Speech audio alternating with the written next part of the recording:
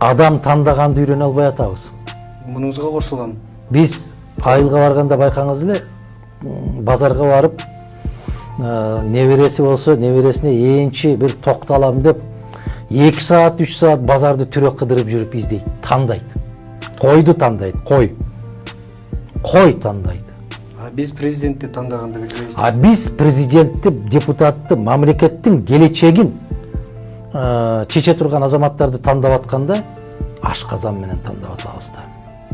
Койду барып көзүбүз менен, колубуз менен карап, желинин кармап көрүп, тишин ачып, тай кандай тай болот экен. Туурабы? Бул кандай, кулуну кандай экен.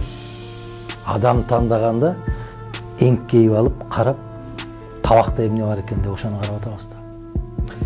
Тиги адамдын өңү түсүн, акыл оюн, сөзүн укпай атабыз да. Мунуңуз абдан укмуш салыштыруу болду. Менимче ар бир адамга түшүнүктүү болот деп ойлойм.